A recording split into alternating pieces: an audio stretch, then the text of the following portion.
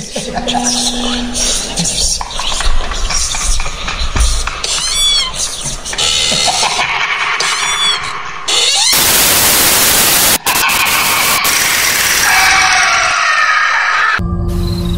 mga panahon na iyon sa kanilang probinsya ay may isang taong naging bantog dahil sa taglay nitong mga kakayahan, at ito ay si Pedring. Walang nakakaalam kung saan talaga ang pinagmulan nito. Isang kamangha-manghang ginawa nito na agad na nagpabantog sa kanya ay nang minsang may mahulog na bakho sa ginagawang kalsada noon sa kanilang lugar. Nalubang nahirapan na ang pamunuang bayan na may ahon nito pagkat wala silang sapat na kagamitan. Na nang malaman ito ni Pedring ay kanya itong pinuntahan, at gamit ang taglay na kakayahan ay nagpamalas ito ng kakaibang lakas na kanyang naitayo ang bakho at naiahon mula sa pinagulugan nito. Na matapos maitayo ay kanya itong tinalian ng lubid at hinila pa itaas.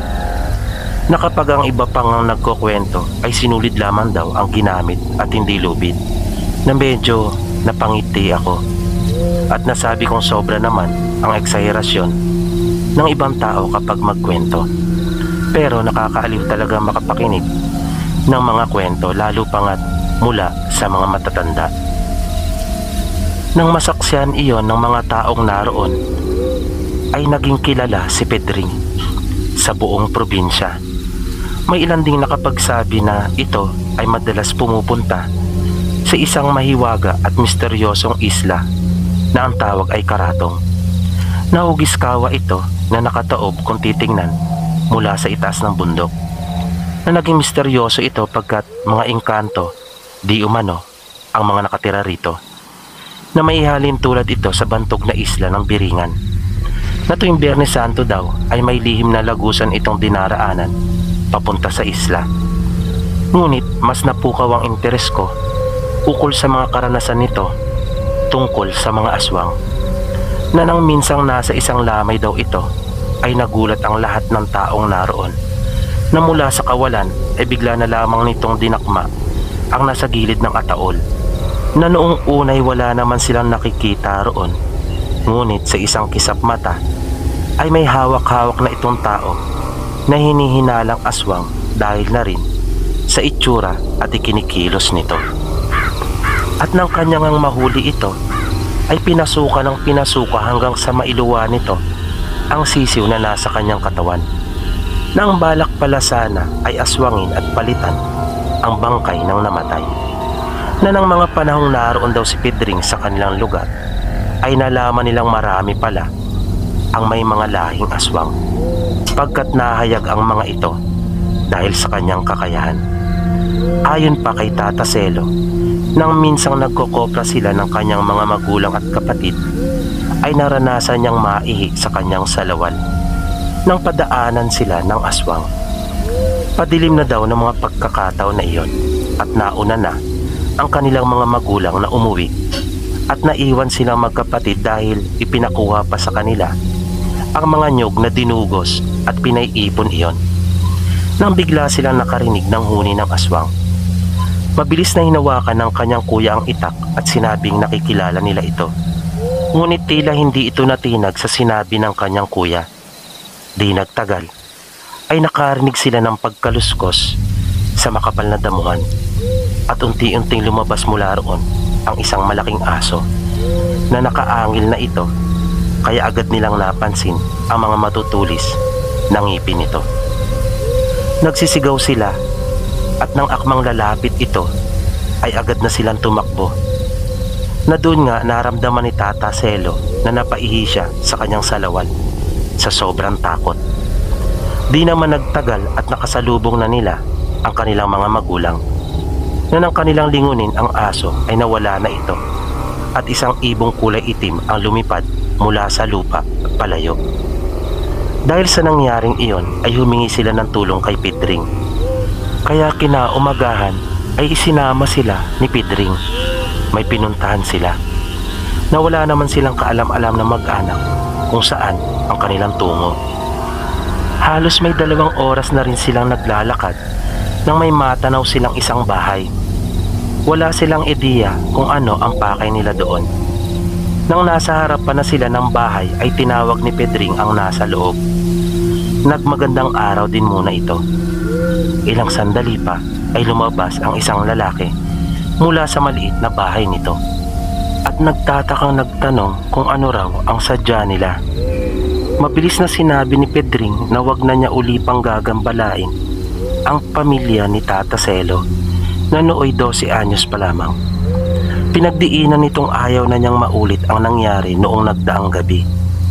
Nagtataka naman ang lalaki sa mga sinabi ni Pedring na kanya pa sanang itatanggi iyon, ngunit nang muli magsalita ito ay nanginig ang lalaki at paulit-ulit na sumagot ng pagsang-ayon na panay ang opo nito at hindi na raw mauulit.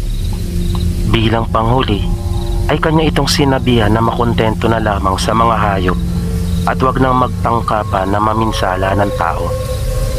Dahil pag kanya itong nahuli sa akto ay hindi na niya ito patatawarin. Nang pabalik na sila ng bahay, sa daan pa lang ay panay na ang pagpapasalamat ng magulang ni Tata Selo.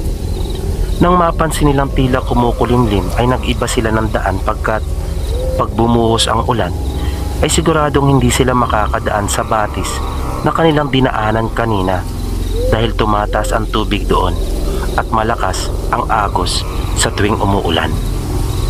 Na magsimula ng bumuhos ang ulan ay tuluyan ng nagdilim ang kapaligiran na akala mo ay gabi na. Sa di kalayuan ay may nakita silang isang bahay at may sindi na iyong ilaw, kaya nagmamadali silang pumunta roon upang makisilong na sandali. Ngunit tila maling desisyon iyon pagkat naroon ang maraming tao na tila mayroong ipinagdiriwang na kasiyahan ang mga ito. Na nang makita sila ng mga taong naroon ay tumahimik sandali ang lahat at napatingin sa kanila. Na ikinatakot agad ng mag-anak ni Tata Selo pagkat nakakasindak talaga ang titig ng mga ito, na paminsan-minsan ay nagkakatinginan pa ang mga ito sa isa't isa bago muling titingin sa kanila. Nagad namang itinipa ni Pedring ang kanyang kamay na pinipigilan na silang tumuloy at tila sinasabing siya ang bahala at kanya silang poprotektahan. Nang hinawi sila nito sa kanyang likuran, sandali pang nagpakiramdaman. Maya-maya ay napansin nila Tata Selo na unti-unting bumibilis ang paghinga ng mga ito, na nakikita nilang parang humihingal na. Alam nilang anumang sandali ay susugod na ang mga ito. Hinugot ng ama ni Tata Selo ang kanyang itak. Si Pedring naman ay nanatili lamang na nakatayo. Inutusan ni Pedring ang ama ni Tata Selo na kanyang itaga iyon sa lupa, na agad naman nitong sinunod. Maya-maya pa ay nakita na rin nilang nagkintaban ang itak ng mga taong naroon at unti-unti nang lumalabas ang tunay na mga anyo nito, na naging mabangis na ang kanilang mga mukha. Itinapon na ni Pedring ang dahon ng saging na kanilang tinagpas sa gilid ng daan na ginawa nilang pandong para sa ulan. Ganon din ang ama ni Tata Selo at hinayaan na nilang mabasa sila ng ulan. Sinabihan sila ni Pedring na tumakbo na at wag nang lilingon pa at susunod na lamang sila. Nagdalawang isip pa sila Tata Selo pagkat ayaw nilang iwanan ang kanilang ama. Nang mapansin iyon ni Pedring ay kanya na ring inutusan ang ama ni Tata Selo na samahan na sila at siya na ang bahala. Kaya nauna na sila. Mga ilang dipa pa lamang sila mula sa kinatatayuan ni Pedring ay nakita na nilang lumusob na ang mga aswang na animoy mga baliw na wala sa kanilang katinuan, na sabay-sabay pa na iniangat ang kanilang mga itak at mabilis na tumatakbong papalapit kay Pedring.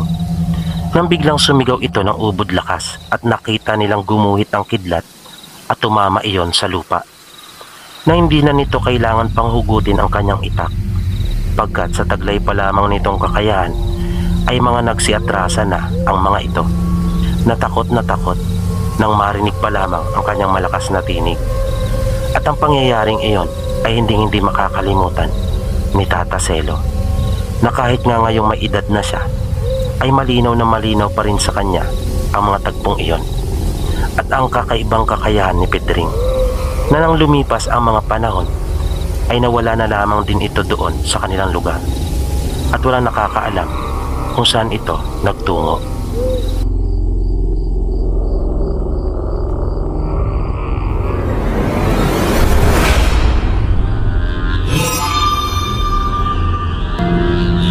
Ang totoo niya, matagal ko nang naririnig ang mga magagandang kwento tungkol kay Pedring Rabino. Parte na ito ng kabataan ko na kung saan ay mahilig akong makinig ng mga kwentong katatakutan at mga kababalaghan. Naging bantog po talaga siya. Naging matunog ang kanyang pangalan hanggang sa mga probinsya ng Romblon, Antique at Aklan, maging sa iba pang mga karatig na lalawigan ito. Ngunit ayon sa nakausap ko, una itong nakilala sa lalawigan ng Mindoro, kung saan doon unang namalas ang husay nito. Ang isa sa mga unang nakamalas ng taglay na galing ni Pedring ay ang mahusay na karpintero na si Nato. Tubong Batangas ito, ngunit naisipan niyang makipagsapalaran sa karatig lalawigan, kung kaya napadpad siya ng Mindoro sa bayan ng Nauhan at kalaunan ay lumipat sa bayan ng Rojas kasama ang kanyang pamilya. Noong mga panahon na iyon, ang mga kagubatan natin ay talaga namang mayaman at luntian. Sabi pa nga sa wikang Ingles, ay puno ito ng mga virgin forest. At iyon ay langit para sa mga magtutruso na nagsasamantala sa yaman ng kalikasan. At dahil sa mahirap ang pamumuhay, kung kaya napipilitan si Nato na maghanap buhay kahit pa nga malayo. At dahil hindi pa rin naman progresibo nung mga panahon na iyon, ay mahirap talaga ang transportasyon. Kung kaya lingguhan siya kung umuwi sa kanyang pamilya. At sumasabay na lamang siya sa isa sa mga six-wheeler na truck na pinagkakargahan ng mga troso. Minsan sa isa niyang biyahe pa uwi sa kanila, habang sakay ng truck na may karga na mga naglalakihang troso, ay nagkaroon ng problema ang makina nang malapit na nitong marating ang tuktok ng burol. At hindi na nito magawa pang makaahon. Sinabi pa ng driver ng truck na kung nasapit lamang sana nila ang tuktok noon kung saan ay libel ang lupa, ay kanya pa daw magagawan sana ng paraan at walang magiging problema. Habang kanilang pinag-uusapan ang di inaasahang pagkaantala, ay siya naman pagdating ni Pedring nakakilala ni Nato, pero wala pa siyang alam ukol sa kakayahan nito. Nalaman ni Pedring kung ano ang kanilang problema at inialok ang kanyang tulong. Sa kabila ng kawalan nila ng tiwala sa kung ano ang magagawa ni Pedring, ay nagpatuloy pa rin ito. Nakita nilang may kinuha itong nakaigid na sinulid mula sa kanyang bulsa at itinali ang dulo noon sa unahan o yung tinatawag na bumper ng truck at naglakad papunta sa itaas ng burol habang inilalarga ang sinulid. Nang masapit na niya ang tuktok ng burol, ay sinabihan nito ang driver na hawakan na ang manibela at inumpisa na nitong iikit ang sinulid. Naramdaman nilang unti-unti nang umuusad ang truck papunta sa ituktok ng burol. Halos hindi sila makapaniwala sa kanilang nasaksihan.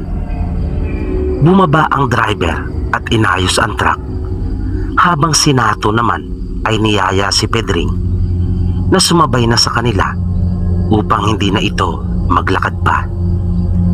At dahil sa may nakareserba siyang tuba doon sa tindahan kung saan gagarahe ang truck, at nais niyang ibahagi iyon kay Pedring bilang pasasalamat niya dito pagkat makakauwi siya sa kanyang pamilya dahil sa ginawang pagtulong na iyon ni Pedring. Naayos ng driver ang truck at ilang sandali lang ay pinaandar na niya ito. Kaya muling niyaya ni Nato si Pedring na sumabay na sa kanila. Ngunit tumanggi ito at humingi ng paumanhin dahil sa may mahalaga pa daw siyang bagay na aasikasuhin. Kaya pinaandar na ng driver ang truck at umalis na sila. Nang halos papalubog na ang araw at makaraan ang ilang oras na biyahe sa malubak na daan, ay nasapit na rin nila ang kanilang destinasyon at sabik na nagpunta sa tindahan kung saan ay naghihintay na ang nakareserba ni Nato na tuba. Pero laking gulat nila nang makitang naroon si Pedring at kampanting nakaupo ito na nangunguyakoy pa, na sinisimulan na ang pangalawang galon nito ng tuba. Kahit anong isip ang gawin ni Nato para bigyan ng paliwanag at eksplenasyon ang nasaksihan niya kay Pedring, ay wala siyang maisip. Kung kaya doon siya napaniwala na may kakaiba talaga itong kakayahan, na mayroon talaga itong taglay na galing o mas kilala sa tawag na agimat. Ayon sa mga taong nakakaalam tungkol sa kwento ni Pedring, ay marami umano itong taglay na anting-anting.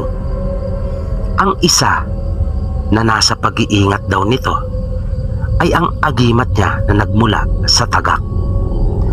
Ngunit hindi ito pangkaraniwang tagak, kundi isa itong mahiwagang tagak na hindi nakikita, na tanging refleksyon lamang nito sa tubig ang inyong makikita, at maliban na lang rin kung nais nito na magpakita sa taong kanyang napupusuan.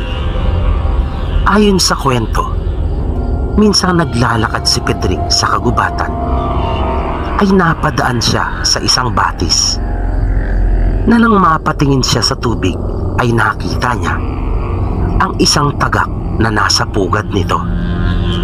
Naroon ito sa may puno sa tabi ng batis. Nang tumingala siya sa puno upang tingnan ng ibon, ay wala siyang nakita. Kung kaya nagtaka siya at lalo siyang nagka-interes na mag-usisa. Umakyat siya sa puno na nakatuon pa rin ang kanyang paningin sa tubig upang maisiguro niya kung saan naroon ang ibon at ang pugad nito. Nang biglang lumipad ang tagak at iniwan ang kanyang pugad, ipinagpatuloy ni Pedring ang pag-akyat sa puno, at nang maabot na niya ang pugad ay kinapa niya ang loob noon. Nahawakan niya ang isang itlog. Kinuha niya iyon at laking gulat niya nang makita sa kanyang kamay ang isang itim na itlog at kasing tigas iyon ng bato. Nang makuha na ni Pedring ang itlog mula sa pugad, ay biglang lumitaw ang isang makisig at mabangis na mangyan na may hawak na sibat, at hinamon siya nito sa isang duelo.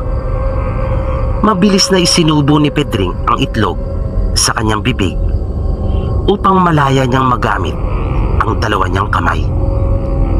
Nakipaglaban na siya sa mangyan. Nagawa niyang maputol ang sibat nito at nagpambuno silang dalawa. Makaraan ang ilang minutong pakikipagtagisan sa mangyan, ay bigla na lamang itong naglaho, na ayon pa sa kanilang paniniwala ay isa iyong pagsubok, at nalampasan iyon ni Pedring, na napatunayan niyang siya ay karapat-dapat upang mangalaga sa agimat. May pagkakataon naman na isang binatilyo ang tahasang nagsabi kay Pedring na nais niyang mataglay ang mga kakayahan nito.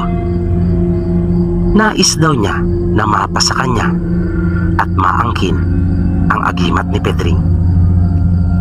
Sa halip na mainsulto ay sinabi ni Pedring na dapat ay magtaglay siya ng mga katangiang karapat-dapat para sa pagmamana at pangangalaga ng agimat na kanyang taglay. Sinabi pa ni Pedring na kung desidido talaga ito ay sumunod sa kanyang gagawing paglalakbay. Linisin niya ang kanyang puso at isipan. Dapat ay iwaksi niya ang anumang bagay na maaaring makagulo at makasagabal, na wala siyang dapat na alalahaning anuman. Bilang panghuli ay sinabi ni Pedring sa binatilyo na kahit anong mangyari ay huwag nitong aalisin ang kanyang paningin kay Pedring. Matapos na sabihin ng binatilyo na kanyang nauunawa ang lahat, ang bili ni Pedring, ay sinimulan na nila ang kanilang paglalakbay. Sumunod ito kay Pedring na halos isang dipa lamang ang layo sa kanya. Nang nasa kagubatan na sila at may ilang kilometro na ang kanilang nalalakad, ay napansin ng binatilyo na maraming mga nilalang na kumikilos na naroon maliban sa kanila. Nang biglang may kumaluskos sa gawin niyang kaliwa, kung kaya agad na nabaling ang paningin niya doon. Nang ibalik niya ang tingin kay Pedring ay wala na ito at hindi na niya matagpuan. Tinawag niya ang pangalan nito ngunit walang sumasagot. Nagpatuloy siya sa paglakad sa pag-asang hindi pa ito nakalalayo at kanya pang maaabutan. Ngunit nawala ang bakas na kanyang sinusundan at nakakita siya ng isang napakalaking sawa sa kanyang unahan at papalapit ito sa kanya. Kung kaya wala nang isip-isip itong umatras at mabilis na siyang tumalikod na bumalik sa pinanggalingan nila ni Pedring. Hindi naging karapat-dapat ang binatilyo sa pagmamana ng kakayahang taglay ni Pedring. Noong mga panahon naman na namamayagpag ang iligal na pagtutruso dahil nga sa di matatawarang likas na yaman ng ating mga kagubatan noon, ay maraming mga kababayan natin ang napilitang magtrabaho sa mga ganit na politiko na kasabwat sa nabanggit na masamang gawain. Dahil na rin sa hirap ng buhay at kakulangan ng disenteng trabaho. At isa na dito si Pedring na tinanggap para magsilbi bilang isang gwardya. At tulad ng karaniwan ay may natatago din itong kalokohan.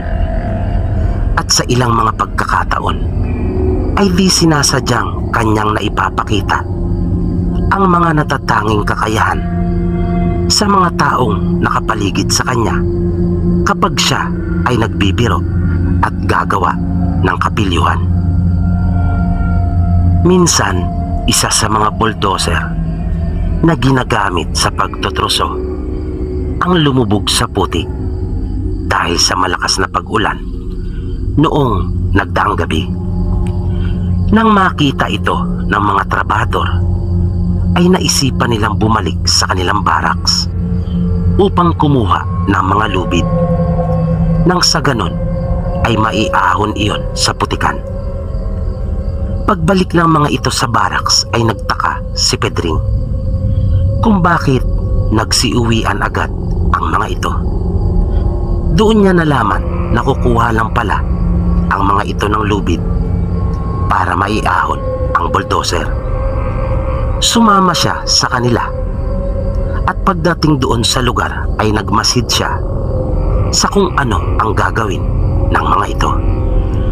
Na nung pagkakataon na iyon ay halos lubog na ang kalahati ng sasakyan. Pinagtulong-tulungan nila itong talian at bali 3 lubid ang kanilang itinali dito. Na humigit kumulang ay 30 katao sila nahihila sa sasakyan. Sumampa na ang operator ng bulldozer at nang kanyang paandarin ang sasakyan ay sabay-sabay na nila iyong hinila. Ngunit halos hindi nila ito napagalaw sa kinalalagyan.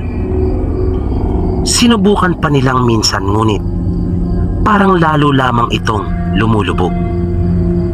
Lumapit si Pedring at sinabing bitawan na nila ang 2 tali. 30 katao sila na hilahin iyon gamit lamang ang iisang lubid. Kahit na nag-aalinlangan sila sa suhestyon na iyon ni Pedring, ay sinubukan na rin nila. Tutal naman ay walang mawawala kung kanila iyong susubukan. Kaya binitawan nila ang 2 lubid at iisang lubid na lang ang kanilang ginamit. Ngunit tulad ng mga nauna nilang subok ay walang nangyari. Sinabi ni Pedring na nagsisiksikan kasi sila, kung kaya hindi nila maibigay ang buo nilang lakas. Sinabi pa nito na sa tingin niya ay kaya na iyon mahila ng 20 tao. Nagtaka sila at kinantsawan si Pedring na sinabing yung 30 nga ay hindi kinaya, 20 pa. Pero sinabi niya na nagsisiksikan nga daw kasi sila, kung kaya hindi makapwersa. At bakit daw hindi nila subukan para malaman nila na totoo ang kanyang sinasabi. Naniwala sila sa mga pahayag na iyon ni Pedring. Kung kaya 20 na lamang ang humawak sa isang lubid at sinubukan nila iyong hilahin. Ngunit tulad sa nauna nilang pagsisikap ay nabigo pa rin sila. Sinabi ni Pedring na kailangan siguro ay 10 na lang dahil sa hindi sila makabuelo at masyado pa ring marami ang 20. Kanya pang pinili ang 10 na sabi niya ay sa tingin niya ang pinaka malalakas sa kanilang lahat. Na siyempre ay natuwa naman ang 10 napili niya na nakaramdam pa ng tila pagmamalaki sa kanilang sarili, na hindi nila alam ay inuuto lamang sila ni Pedring. Sinabi ni Pedring na sigurado na daw na silang 10 ay may ahon na nila ang bulldozer. Kaya sa hudyat na ibinigay niya ay pinaandar iyon ng operator at sinimula ng hilahin ng 10. Ngunit hindi pa rin natinag ang nasabing sasakyan. Nagkatawanan sila na sinasabing lalabas na daw ang dumi nila sa bigat noon at imposible daw na may ahon pa ang bulldozer. Sinabi ng pinaka-leadman na kunin na lang daw ang isa pa sa katabing bayan upang doon ipahila. Sinabi naman ni Pedring na kahit nga isa lang daw ay kayang may ahon ang bulldozer. Hindi lang daw kasi sila naniniwala sa kanilang sarili at hindi daw ibinibigay ng todo ang kanilang totoong puwersa. Samot-sari ang narinig niyang sinabi ng mga kasamahang trabador at pawang kalokohan lang daw ang mga pinagsasabi nito. Sinabi ni Pedring na kaya daw hilahin yan ng isang tao. Lumapit si Pedring at pinaalis ang mga trabador na naroon. Hinawakan niya ang isang lubid at inumpisahang hilahin ang bulldozer, na nagulat pa ang operator nang maramdaman niyang nagsimula ng umusad iyon kahit hindi pa niya pinapaandar. Halos lumuwa ang mga mata nila sa kanilang nakikitang ginagawa ni Pedring. Manghang-mangha sila.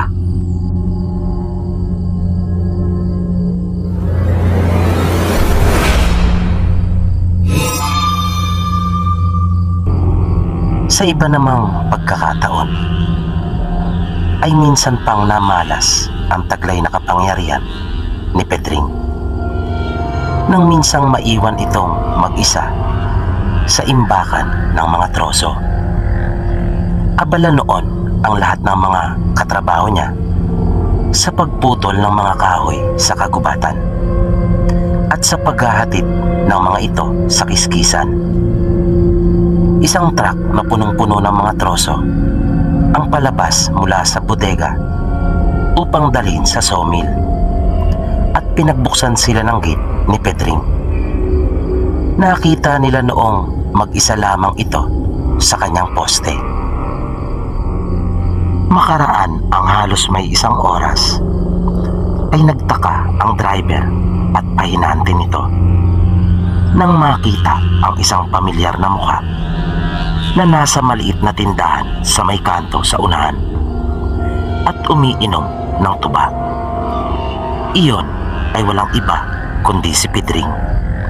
Takang-taka sila kung paano nangyari iyon.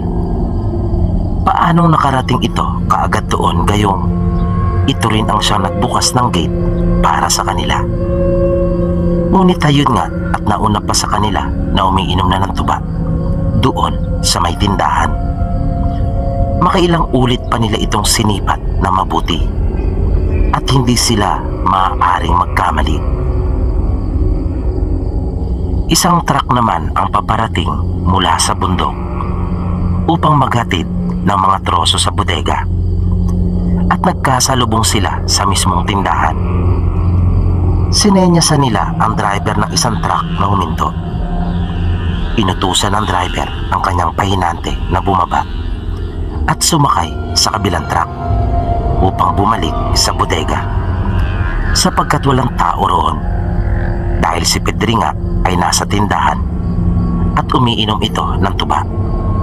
Nag-alala siya sapagkat marami ang maaaring mawala doon, at ganun nga ang ginawa ng kanyang pahinante. Sumakay ito sa kabilang truck at sumamang pabalik sa bodega. Makaraan ang may isang oras. Nang dumating sila doon ay laking gulat nila nang makita nila si Pedring at pinagbuksan sila ng gate nito. Makailang ulit nilang kinusot ang kanilang mga mata dahil sa hindi sila makapaniwala sa mga nangyayari. Minsan, may isang lalaki na masayang nagdiriwang sa pagkakatayo ng kanyang bagong bahay kubo sa bayan ng Bulalakaw, sakop pa rin ng Oriental Mindoro.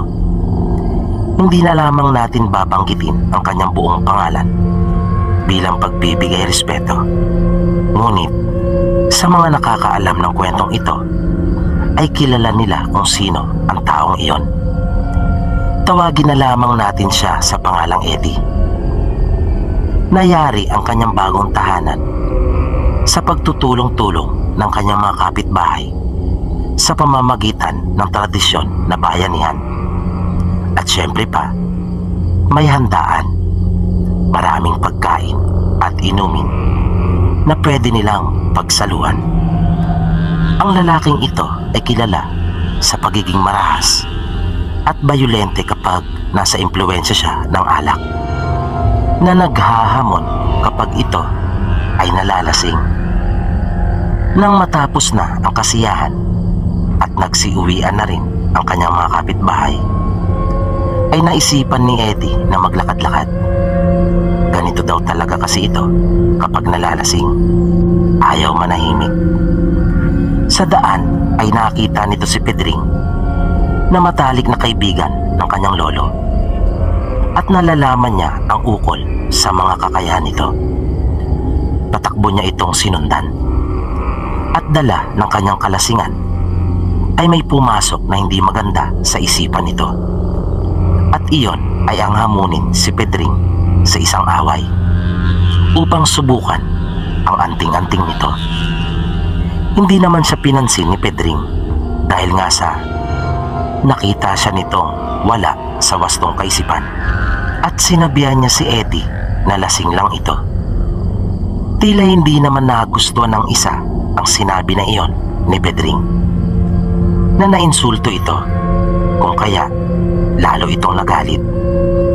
Pero patuloy pa rin itong pinapaliwanagan ni Pedring. Mabilis ang mga sumunod na pangyayari. Nang mahawakan ni Eddie si Pedring na hindi naman pumalag at nagpaubaya noong mga oras na iyon, ay agad niya itong itinulak at nasubsob sa lupa. Mabilis nitong binunot ang kanyang balisong at paulit-ulit niyang inundayan ito sa likod. Tinigilan niya lamang ito nang makita niyang duguan na at tila wala lang buhay. Iniwan niya ang walang buhay na katawan ni Pedring at umuwi na ito sa bago niyang bahay. Kinaumagahan, nang mawala na ang tama ng alak at mahimasmasan, ay naalala niya ang kanyang karumal-dumal na ginawa at agad na nagtungo sa bahay ng kanyang lolo upang ipagtapat ang masamang nagawa na naging dahilan ng pagkamatay ng isa sa mga malapit na kaibigan ng kanilang pamilya. Nang marating niya ang bahay ng kanyang lolo at papasok na sana sa pinto, ay nagulat siya at natulala nang makita si Pedring na naroon nakaupo sa gilid ng isang mesa at kasama ang kanyang lolo na nagkakape at kumakain ng pandesal, na parang walang anumang nangyari. Nang mapansin siya ng dalawa, ay agad siyang sinenyasan ni Pedring na pumasok na at lumapit. Nag-atubili si Eddie at nagdalawang isip, kaya sinenyasan siya ng kanyang lolo na lumapit. Sinabihan pa siya nito na gagawa-gawa umano ng kalokohan, pagkatapos ay hindi kayang harapin. Nang makalapit si Eddie ay binalaan ito ni Pedring. Sinabi ni Pedring na pasalamat daw ito at kanyang kaibigan ang kanyang lolo. Kung hindi, ay siguradong patay na sana ito.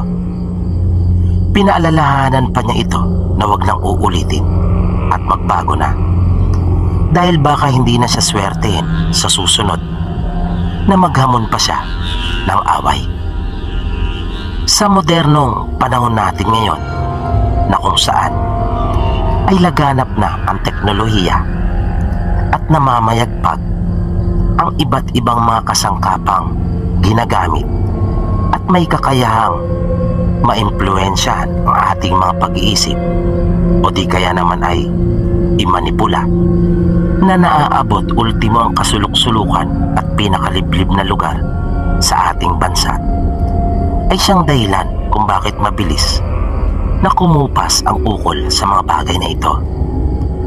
Kapag napag-uusapan ang mga hiwaga at kababalagan na may kinalaman sa mga kapangyarihan tulad ng anting-anting o agimat na ipinagkakaloob sa mga karapat-dapat na mga laga, ay nagiging katawa-tawa na lamang ito sa marami.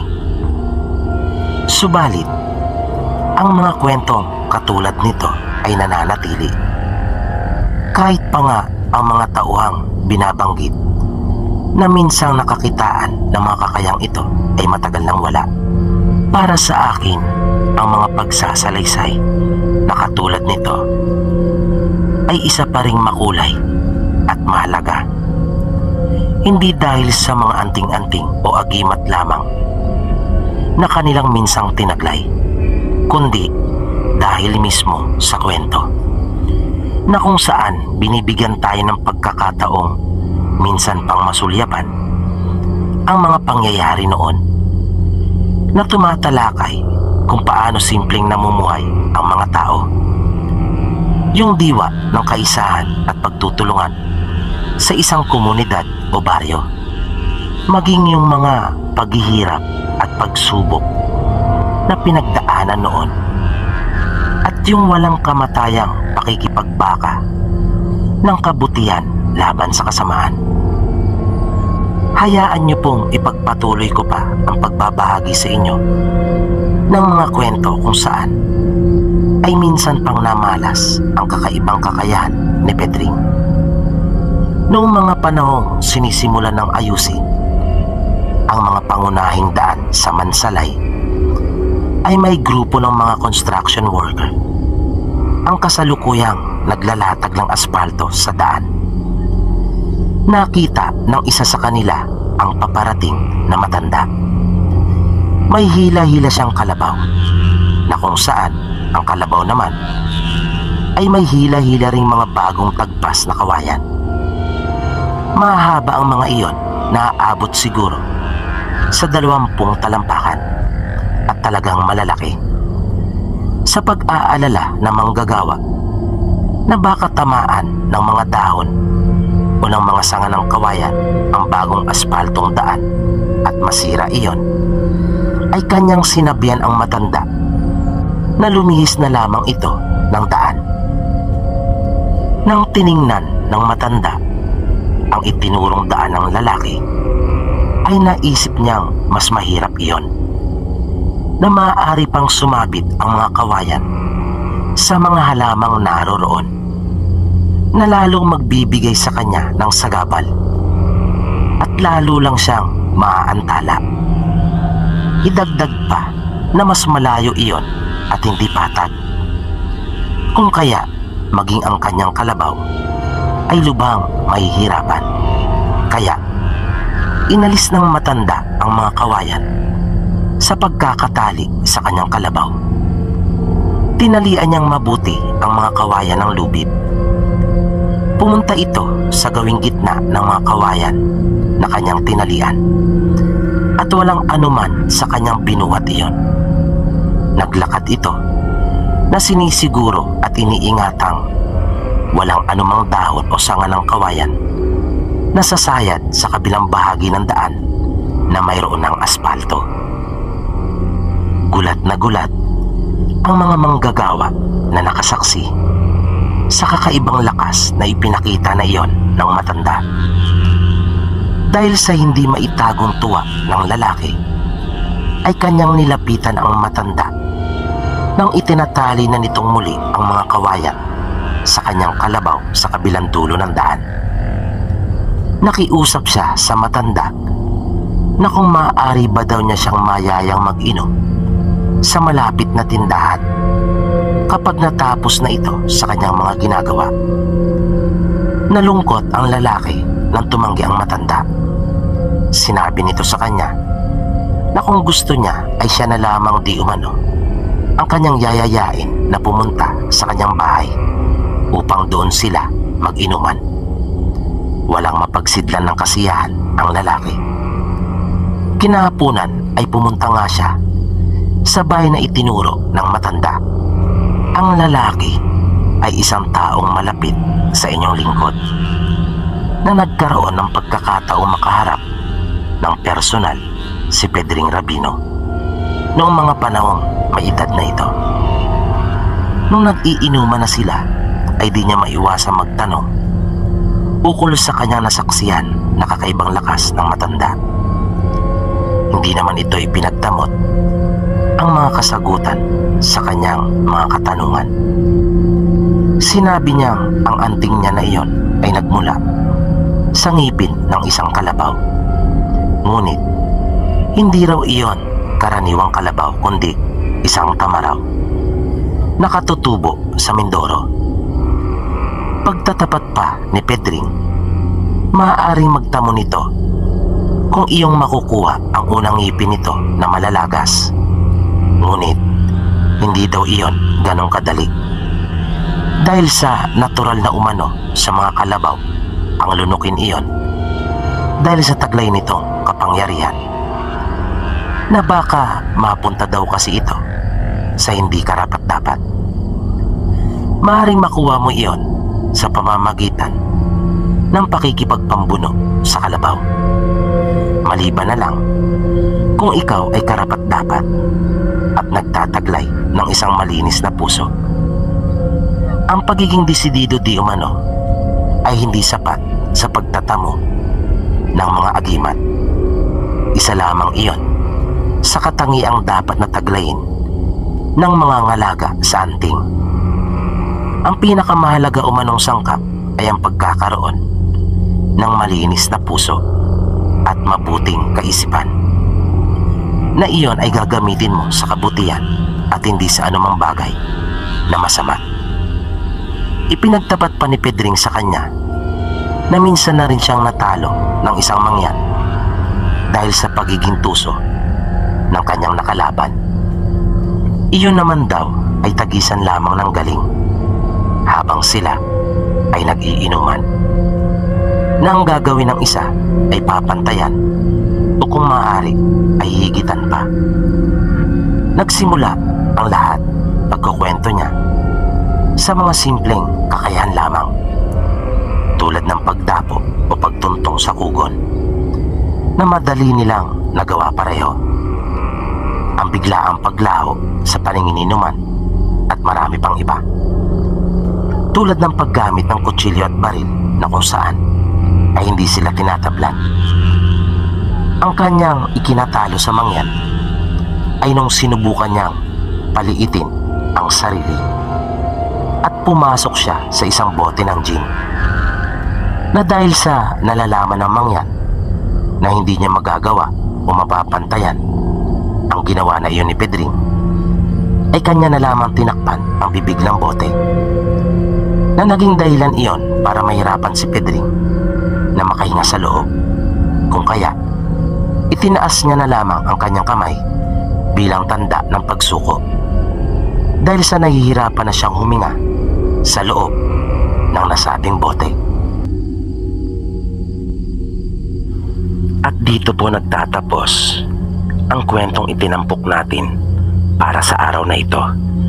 Muli, sana po ay inyong nagustuhan at naway patuloy nyo pang subaybayan ang mga susunod pa po nating kwento dito lamang sa